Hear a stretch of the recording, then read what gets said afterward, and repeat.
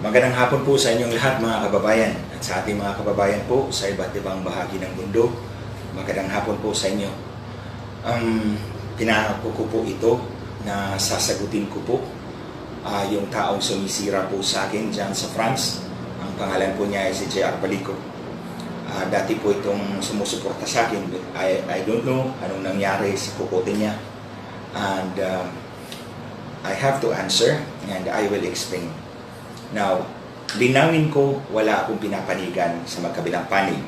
Si Balico at si FLM, wala akong pinapanigan sa kanila. Pareho po silang sumuporta sa akin noong nakarang eleksyon.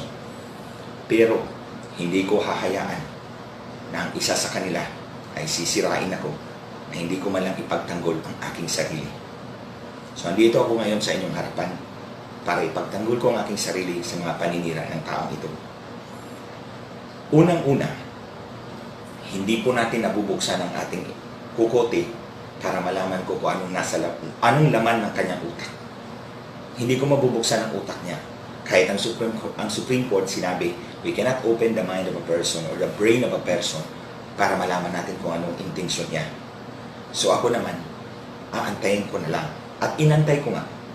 Nagdusa ako sa kanyang mga kamay sa loob ng 2 buwan para lang malaman ko kung ano talaga ang kanyang intensyon. Dahil hindi ko naman mabubuksan ang kanyang kukote. So nag-antay ako para makita ko talaga kung ano ba talaga ang balak niya, anong intensyon niya, kung bakit ginawa niya ito. So, as we go along, I will go back nitong mga sinasabi ko sa unahan habang nandun na tayo sa duluhan. Now, kung ako ay nakikipaglaban po, I have my own set of internal rules. May patakaran ko kung sinusunod sa sarili ko. It's a form of disciplinary, pang-disiplina ko na lang po sa sarili ko. I don't know about you, but ako, meron akong mga rules na sinusunod at hindi ko binabali yung rules na yun. So, meron akong 3 rules na applicable dito sa kasong ito. Itong ginawa ni Balico. Unang-una, sa panahon ng epidemic, kung sino man ang tutulong sa naghihirap na taong bayan, hindi ko titirahin. Malinaw yan, sinabi ko yan sa kanya. Kung sino man ang tutulong na tao sa taong bayan na naghihirap sa panahong ito, hindi ko titirahin. Si FLM man yan, o si Leni Robredo man yan, o kahit pa po si Carranza. Alam niyo po kung gaano kalalim ang galit ko kay Carranza.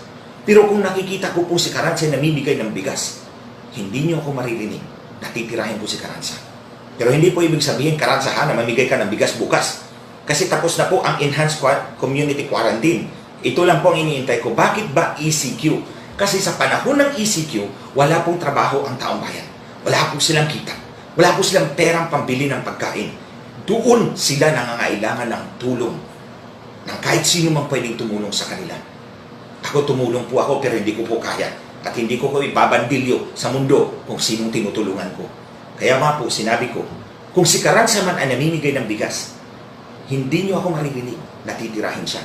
Dahil ang tinutulungan niya ay ang taong bayan na naghihirap sa panahon ng paghihirap. Hindi ko rin po titirahin, kaya po hindi po ako sumagot. Kasi sa sagot kong ito, matatamaan din si Leni Robredo. Inamigay din po siya ng tulong. So kaya nag-antay po ako ng 2 buwan. Hindi na po ngayon ECQ. Modified Community Quarantine na po tayo. So relax na po yung quarantine rules. The people are out. May trabaho na po sila, may kita na po sila, so hindi na po matindi ang pangangailangan nila na tulong.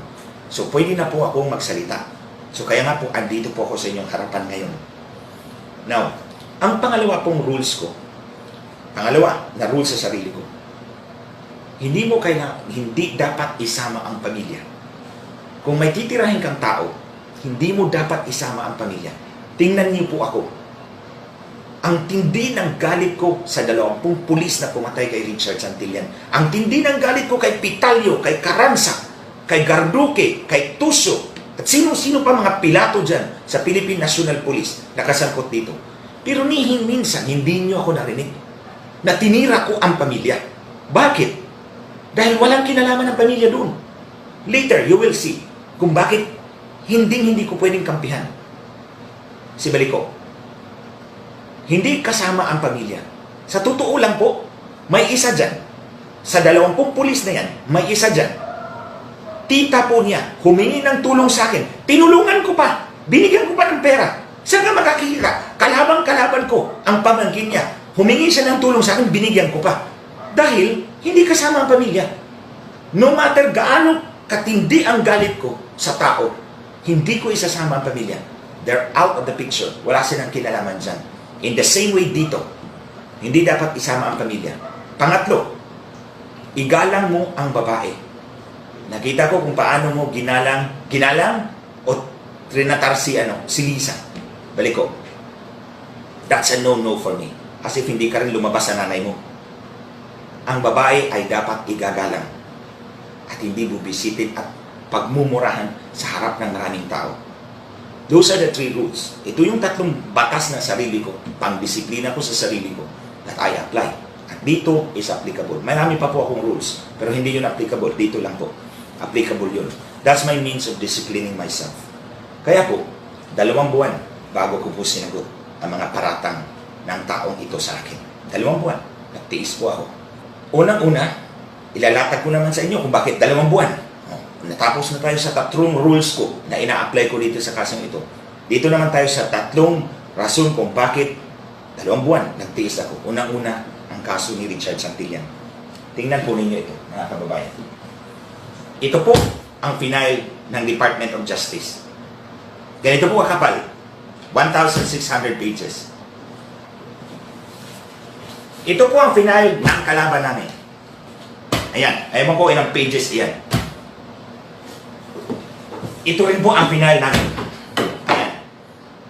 Ganyan kakapal ang kaso ni Richard Santillan. Ito pa lang po. So paano po yan babasahin ng husgado? Sino magbabasa sa ganitong kakapal ng filing sa korte? Sinong prosecutor ang magbabasa niyan? So kaya nga po binuhos ko po ang lahat ng panahon ko para po itong ganito kadami na i-reduce ko po ganito na lang. Yan na lang. So tingnan po ninyo gaano kakapal yan. At tingnan nyo to ang summary. Kunti na lang. Short pa to, long ito. Short ito. Diyan ko binuhos ang aking panahon. Siguro 5,000-6,000 pahina ito. Ito, 645. Pero hindi po madali yan. Lahat ng ebidensya hahanapin ko. Isa-isa. Dahil nga, ang husgado hindi magbabasa ng ganito kakapal. Ang prosecutor hindi rin magbabasa ng ganito kakapal. Sino ba? Kahit ito, mga kababayan, summary na po ito. Mahirapan ka pang magbasa sa 645 pages. Kaya nga po, ang ginawa ko, yung 645 pages, ginawa ko pang 3 pages na lang. Ito yon, drawing. Basahin mo lang kung anong ibig sabihin nito. May 2 pages ito sa likod. 3 pahina lang. Alam mo na yung buong kaso ni Richard Santillan. Doon ko binuhos ang aking panahon. Hindi ako makisawsaw sa mga gulong wala akong alam. First and foremost. Hindi ako makisawsaw sa mga gulong wala akong alam. At hindi ko alam kung anong motibo niya. Kaya nga po, nag-antay po ako. So, that's the first one.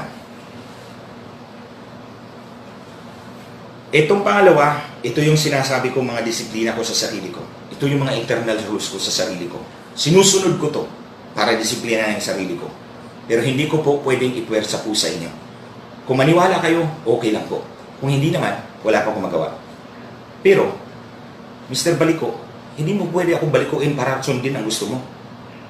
Huwag mo akong balikuin at takot-takutin na sumunod sa gusto mo. Dahil hindi mo alam kung anong legal consequences ng ginawa mo. Makinig ka hanggang matapos to.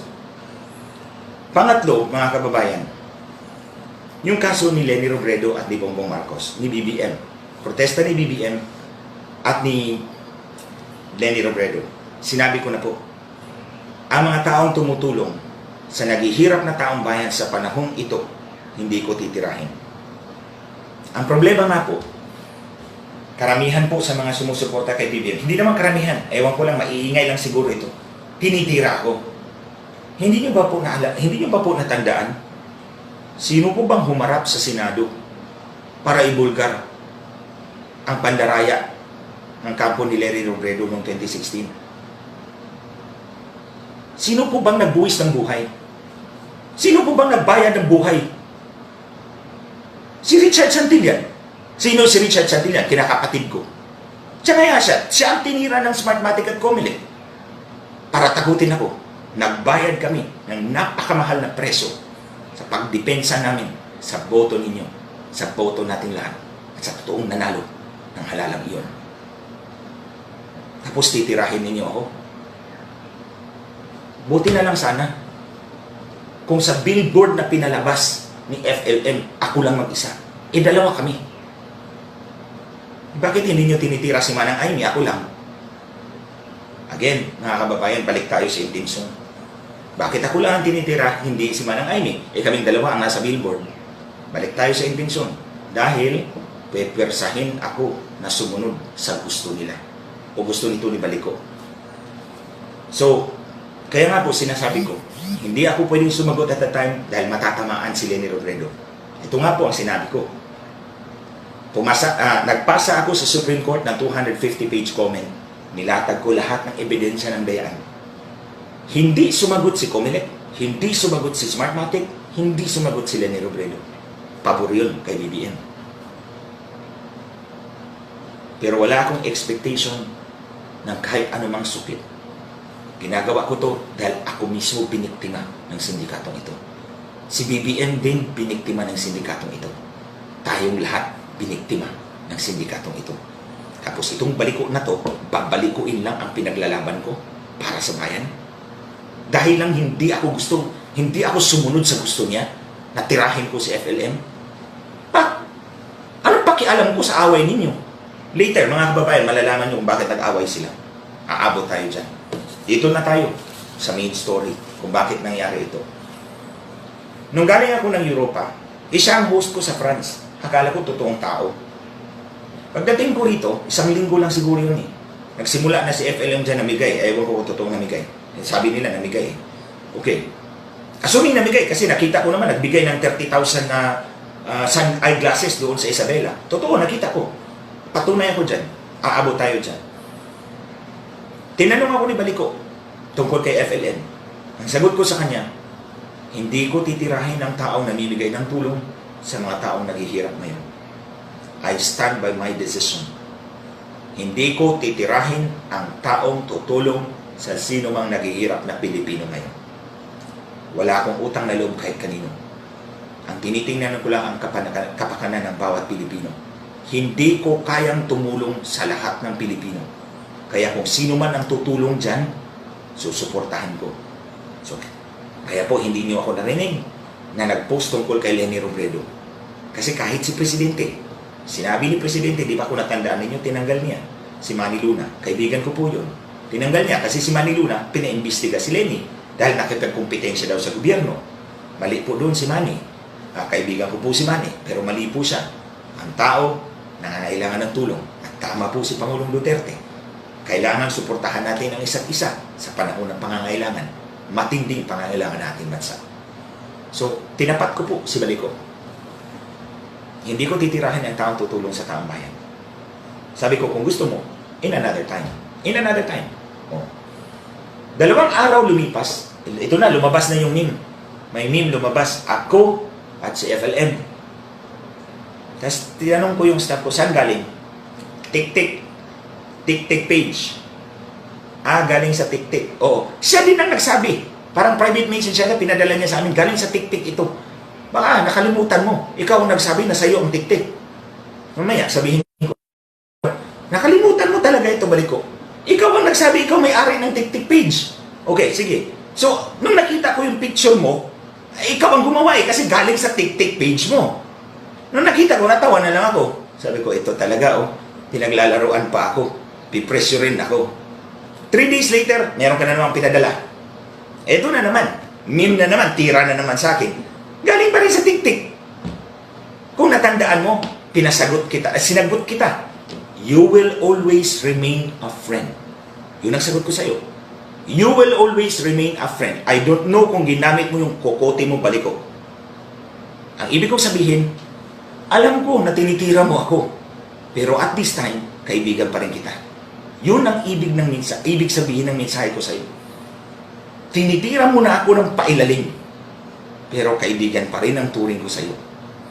Pangatlo, pang-apat, pang-lima, dumating kung ano-ano nila mga pictures. Sasagutin ko yung mga pictures pagkatapos nito.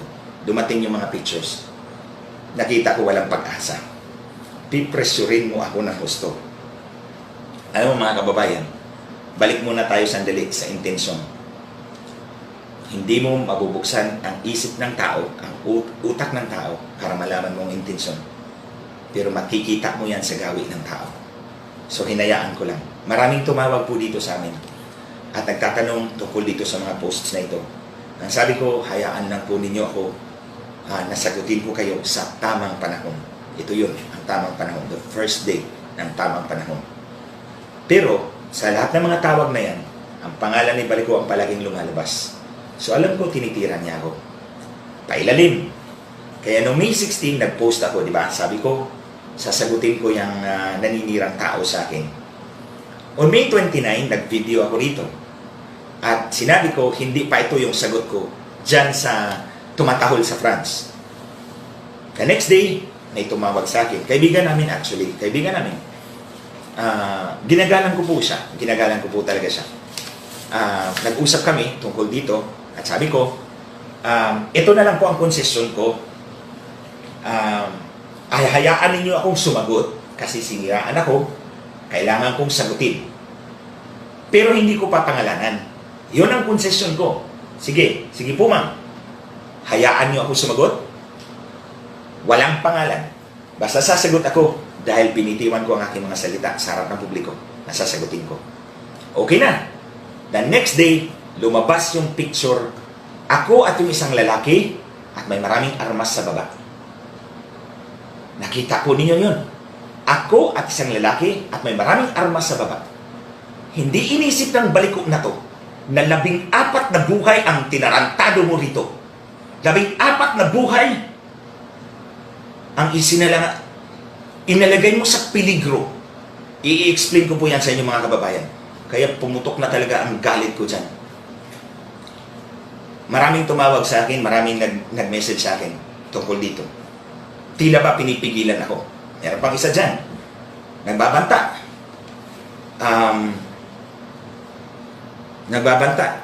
Na meron siyang alas. Ilabas mo yung alas mo. Ang ina. Labas mo yan. Sige, tingnan natin. Basta ito ang masasabi ko sa inyo mga kababayan.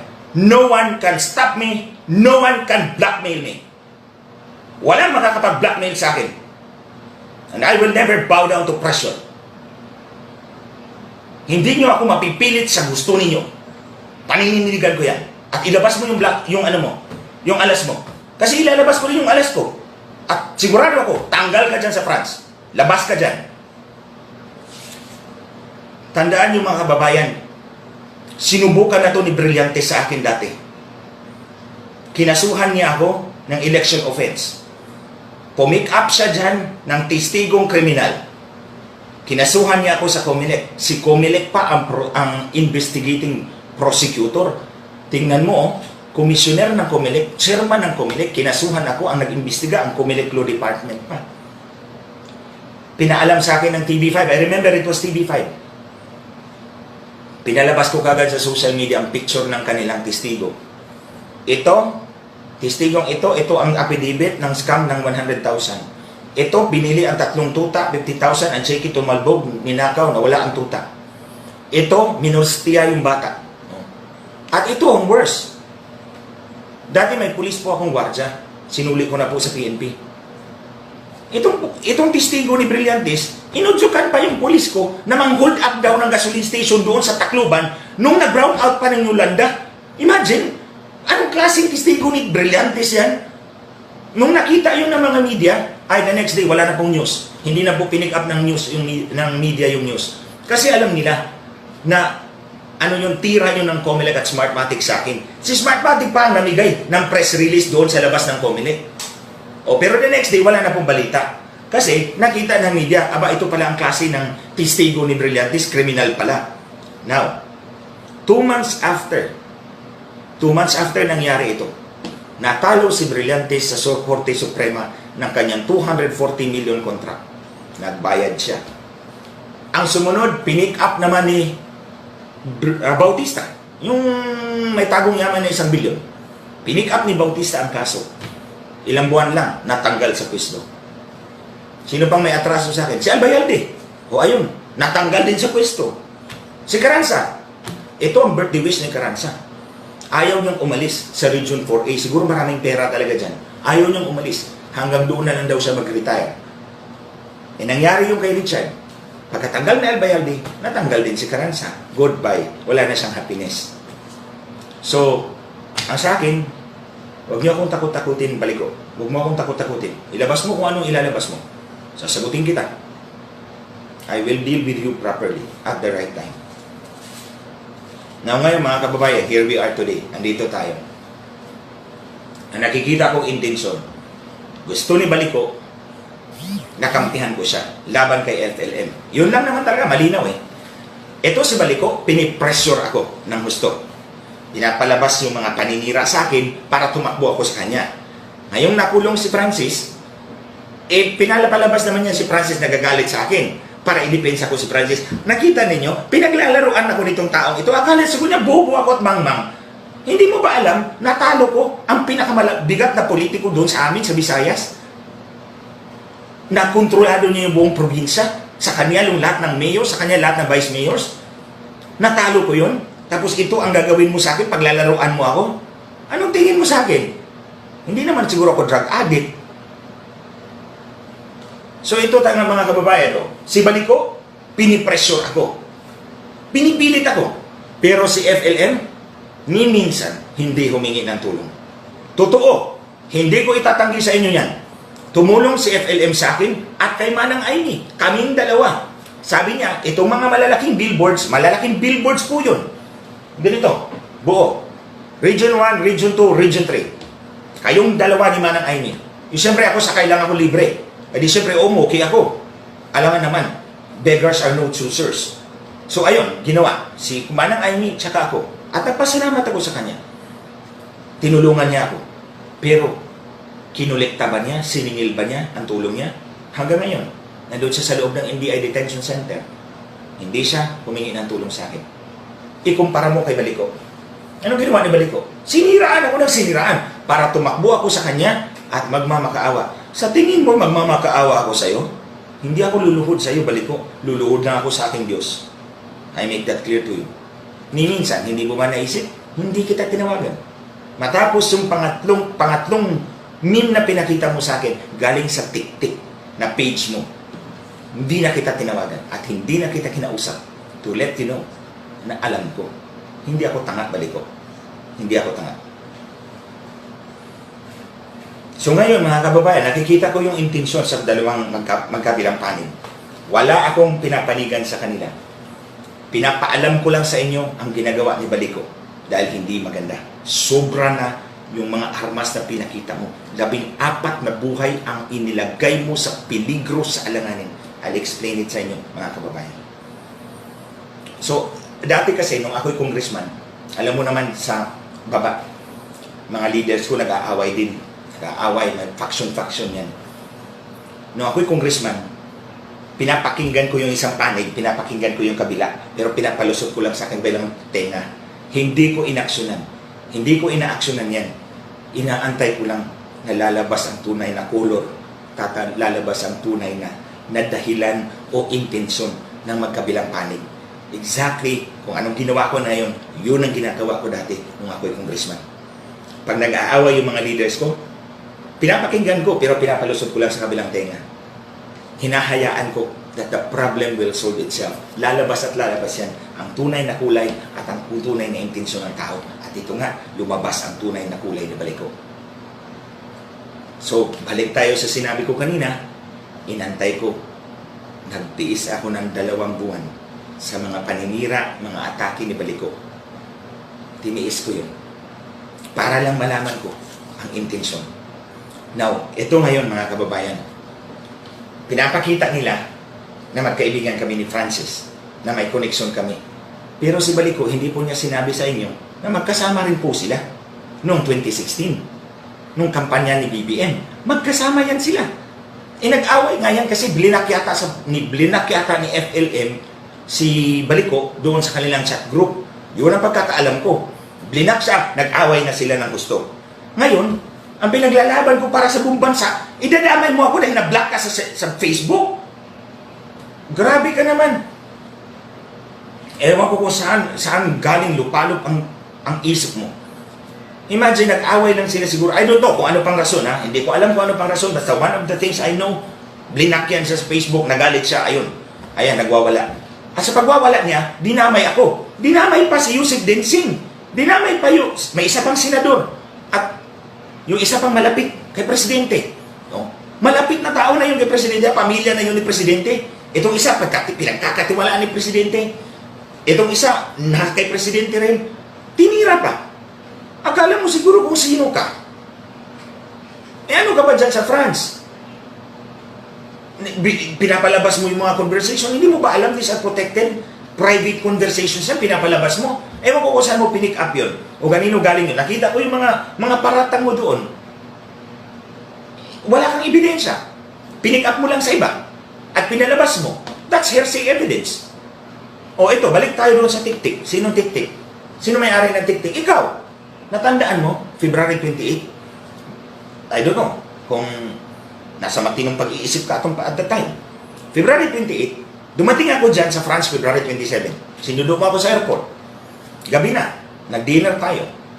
That time, di pa kita masyadong kilala. Ngayon kilala na kita balik ko. So nag-dinner tayo. The next morning, late tayo dumating kay Ambassador. Nag-courtesy call tayo kay Ambassador. Tapos pumunta tayo sa Eiffel Tower. Hindi ka umakyat, kami lang ni Mike umakyat. Pagbaba, nagkape. Gabi na, pumunta tayo sa bahay ng pulis na kaibigan mo sa France. Along the street, sinabi mo, may pambanat ka. Yung tik-tik, may mga accounts kang pambanat. O tingnan mo yung termino, pambanat na accounts. Tik-tik ang minensyon mo. Ito lumalabas yun, sa tik-tik galing eh. So meron tayong presumption sa ating rules of court na kung ikaw ay gumagamit ng mga faking dokumento, ikaw ang gumawa nun. So by analogy, kung ang mga faking, mga paninirang memes na ito ay galing sa'yo, then ang presumption is ikaw ang author. Galing sa yung page eh. Kung matino ka, hindi mo ilalabas. O ipapakita mo muna sa akin bago mo ilabas. Pero lumabas yun doon. Pinapakita mo, pinapalabas mo, galing sa iba. Hindi mo natandaan. Nakalimutan mo. Inamin mo na ikaw may-ari ng TikTok page.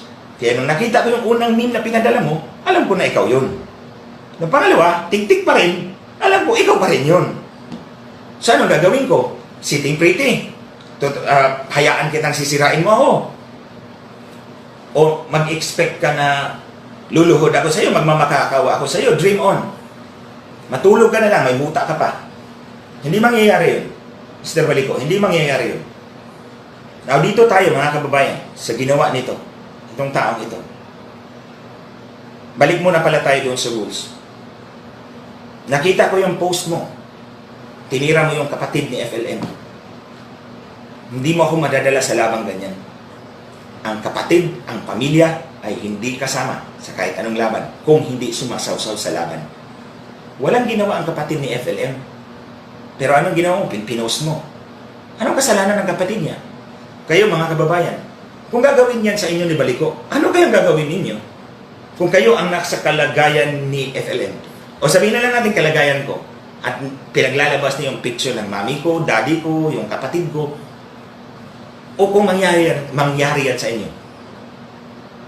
Ano kaya nasa isip ninyo? Pangalawa, ang babae ay dapat igalang. Anong ginawa mo kay Lisa doon sa Paris? Pinagmumura mo ng pinagmumura. Para kang hindi lumabas sa nanay mo Kung ito ang klaseng gawi na ipapakita mo sa akin, titirahin mo yung pamilya na walang kinalaman, wala kang galang sa babae, pinagmumura mo, ay bakit ako kakampi sa'yo? Hindi talaga ako kakampi sa'yo. Because the way you do your fight, yung laban mo, is scandalous to me. Hindi ka tanggap-tanggap. Hindi ka tanggap sa akin yan, yung style na yan. Ako lumalaban ako, pero hindi ganyan. Sa sinabi ko ng mga kababayan, I follow my own internal rules. Sarili ko yun, disiplina ko yun. I will not bend it for Mr. Baliko. Kahit Baliko siya. I will not bend it for him. Dito tayo sa picture, mga kababayan. Ito talagang sobrang nakapagpagalit sa akin. Inilabas niya yung picture ng isang lalaki at ako. Sa baba nun, pictures ng mga baril. Sandali lang. Alam niyo naman po, mga kababayan, ang kalaban ko po ay mga tiwaling pulis ng ating pambansang kapulisan. Alam na alam po ninyo yan. Alam niyo po, ang kinatatakutan ko po kasi, itong klaseng ganitong paninira ay pwedeng gamitin ng aking mga kalaban at gagawan kami ng information report, intelligence report. Mga kababayan, ito po ang intelligence report na ginamit ng mga pulis. 2 pahina lang po yan. Ayan o, intelligence report version 1. Intelligence report version 2. 2 pahina lang ang kumitil sa buhay ni Richard Santillan. Kahit sino sa atin ay pwedeng gawan ng information report na ito ng mga pulis. Kung hindi niya nagustuhan ang pagtitig mo sa kanyang asawa, pwede kang gawan ng ganito at papatayin ka. Kung natalo siya sa tong-its dyan, pwede kang gawan ng ganito at papatayin ka. Wala kang kalaban-laban dahil may information report ka. Ito ang pinaglalaban ko ngayon na hindi na mangyari ito sa ordinaryong Pilipino. Kaya pinaglalaban ko si Richard Santillan dahil 2 pahina lang, tinitil na nila ang buhay ni Richard. Hindi na pwedeng mangyari yun sa ordinaryong Pilipino kung lalaban tayong lahat. Kaya itong Baliko na ito, ang concern ko, yung pictures na iyon, gagamitin nyo ng kalaban ko, gagawan kami ng intelligence report, at puntahan kami rito, at magkabarilan, magkapatayan. Paano yung 14 na tao rito? Paano yung 20 years old ko dyan, na volunteer, yung 22, yung 24? Anong ihaharap ko sa nanay niyan? Kung masawi yan, dahil lang sa ginawa nitong Baliko na ito. Kayo, mga kababayan, kung kayo nasa kalagayan ko, sige, kayo kung nasa kalagayan ko, gawan kayo ng picture na ganyan. Tapos may mga kalaban kayong pulis. Mga pulis na tiwali. Linawin ko. Kasi marami pa naman ng mga pulis na mapagkatiwalaan talaga. Mga tiwali. Tulad ng kalaban ko. Gagawan ka ng intelligence report. Isang version 1, version 2. Isang intelligence report lang ang ginawa nila kay Richard Santillan. At tinitil nila ang buhay. Kung gagawan tayo ng ganyan, mga kababayan, kung gagawin kami ng ganyan, at lulusubin kami rito, dahil may intelligence report, ang picture, galing kay Baliko. But what does the picture prove? Mga kababayan, ano bang ipatunay doon? Wala. Kasi hindi naman ang picture at ako at ang baril ay magkasama. Ibang picture ako at ang lalaki. Ang mga baril ay mga baril lang, walang tao. O may mga tao man, yung lalaki, hindi ako. It is not proof. Kahit saan tayong korte pupunta at ipapatunay mo yan, itong patunay, si Glenjo may baril. Paano mo papatunayan? Wala ako doon sa baril. Nandun ako sa isang lalaki at hindi ko hinawakan ng baril. Hindi tatanggapin niya ng korte. Pero, in the minds of the public, you can already convict me. And that is unfair. Kaya nga po, pinakuha ko lahat ng pictures na yon. Yung mga pictures ng mga baril at pera at ang lahat ng mga nag-comment doon. Alam niyo bakit? Kasi ipapakita ko yan sa French ministry. Bala kong sulatan ang French government. Ipapakita ko, ilalatag ko, ito ako, sino ako. Sinong kalaban ko. Police criminality ang topic dito, mga kababayan. Nandoon sila Carranza, sila o sino-sino pa doon ng mga pulis, at yung Smartmatic at Comelec. Kasi ito naman talagang utak. O nandun. Kaya kayo, PNP, kung sino man doon ang mga tiwaling pulis, at ikaw, Comelec at Smartmatic, huwag kayong magalit sa akin, ha? Si Baliko ang habulin nyo. Dahil ako, reactive lang ako. Nagre-react lang ako, mga kababayan. Hindi ko inisip to. Pero dahil sa ginawa itong ni Baliko, kailangan kong ilatag para kung po si kaso may mangyari sa amin dito, nakalatag ng ebidensya ko. Wala kaming ganyan, hindi kami ganyan. Susulatan ko yung French ministry na may hawak ng immigration. Ilatag ko yung sarili ko, yung ka-issue ko sa PNP, yung issue ko sa Comelec at Smartmatic, at yung ginawa ni Baliko. Dahil ginagamit mo ang pamamalagi mo dyan sa France para manira ka ng tao na walang basihan. Yan And we are not talking of one life. Hindi lang po isang buhay ang pinag-uusapan natin, mga kababayan. 14 po kami rito. Kung maubos kami, o sino mananagot niyan? Si Balico. Paano siya managot? Nandun siya sa France. So ngayon, papaalam ko sa French government, ito ang posibleng mangyari. For as long as protection ko na rin yun. Para alam ng kapulisan, umabot kayo dun sa France. Alam ni Comelec at Smartmatic, umabot kayo dun sa France. Bahala na ang French government kung imbestigahan ka at itapon ka dito pabalik sa Pilipinas. It's all up to you. It's all up to the French government. Basta ako, ipaabot ko ang aking sulat at ang request ko na imbestigahan ka. Dahil 14 na buhay ang inilagay mo sa alanganin. Nilagay mo sa peligro. At hindi mo inisip yun. Dahil galit na galit ka, dahil hindi kita kinampihan sa laban mong bulok. Hindi ako kakampi sa'yo dahil nakita ko, binabastos mong babae. Sinasama mo ang pamilya na walang kasama, ay hindi kasama sa gulo. At pinipressure mo ako, pinaglalaruan mo ako, pinipilit mo ako to move one way or the other. My friend, papunta ka pa lang doon, pabalik na ako. I have one rule. Hindi ko sasabihin yun kung ano yun. Akin lang yun. That's the rule I apply to you. So, wag mo akong takot-takutin. Wag mo akong blackmailing. Kasi hindi ako magpapablackmail sa'yo. Tingnan mo na lang. Walang nagawa si Comelec at si Smartmatic laban sa akin. Tingnan mo na lang. Walang nagawa si Carranza, si Albayalde, sino pang Poncio Pilato dyan. Walang nagawa sa akin to stop me. O pinaimbestigan na ako dati ni Antonio Mojica ng Comelec, ng Smartmatic. Anong nangyari? Wala silang nakilkil. Wala silang nahalungkat laban sa akin. Kaya umabot tayo, umantong tayo sa pagpatay kay Richard Santillan. In what I call selective terrorism. Pinapatay yung taong pinakamalapit sa iyo para saktan ka. Yun, pinatay nila ang taong pinakamalapit sa akin, yung kinakapatid ko. Para saktan ako, para takutin ako. But they are wrong. Don't ever try, huwag mong isipin na makukontrol mo ako, Mr. Balico. Hindi mo ako makukontrol. No one can control me. Kung ano man ang action ko sa buhay, tinitingnan ko kung ano ang mas makabubuti sa mas nakararami. And I remain faithful to that ideals.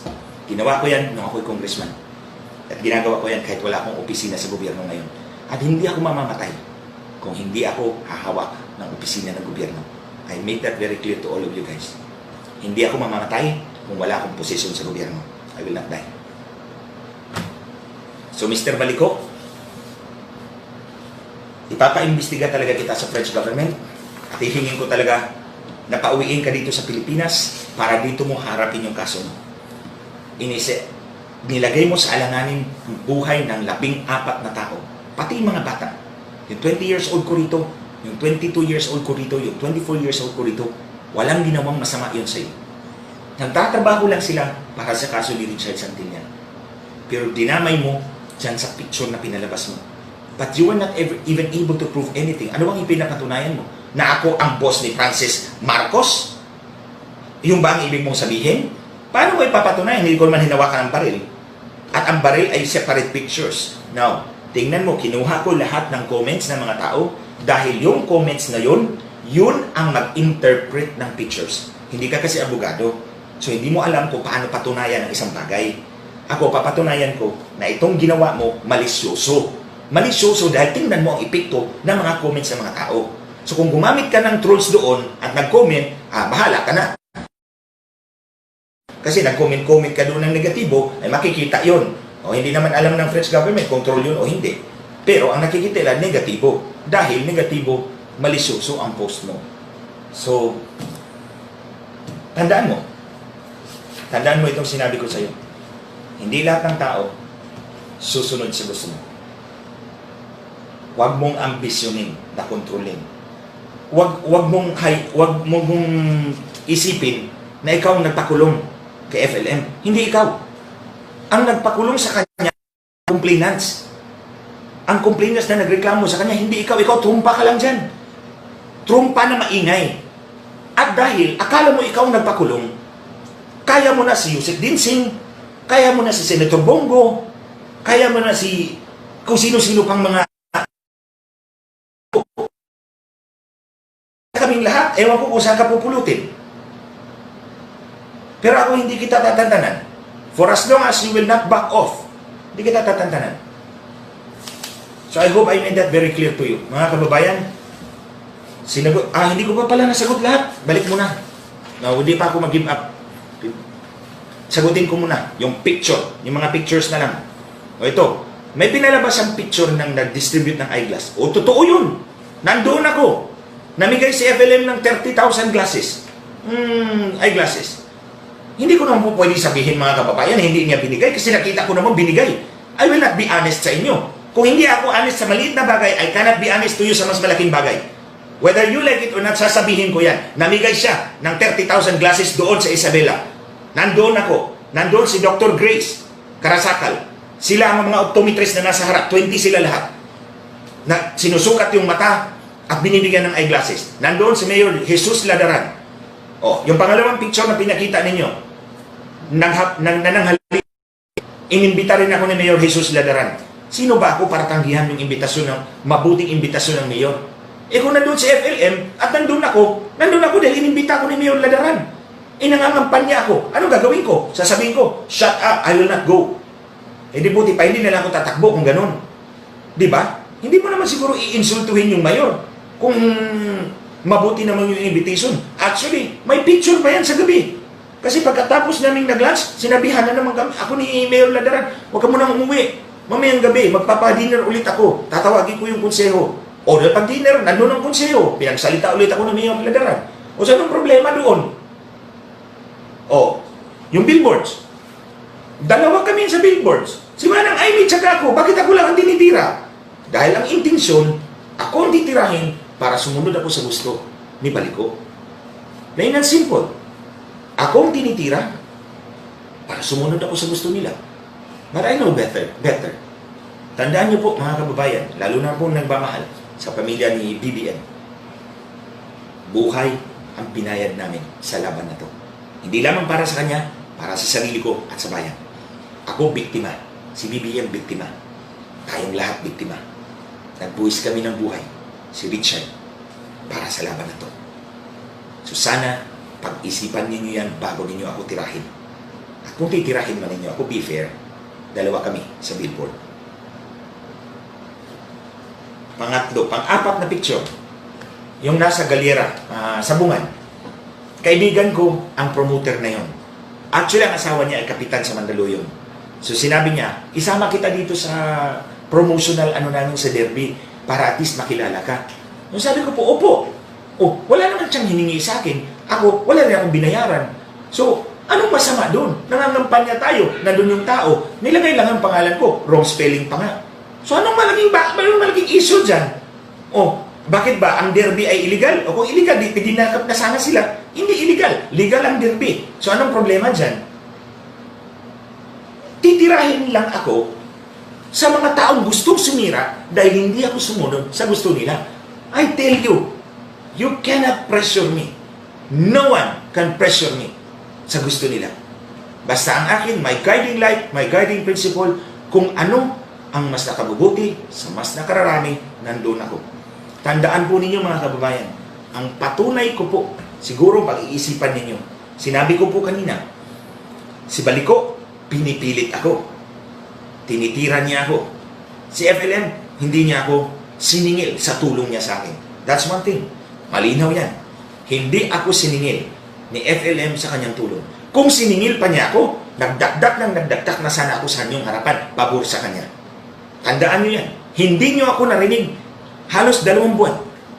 Wala akong sinabing pinupuri ko siya. Pinupuri ko yung mayaman challenge niya once.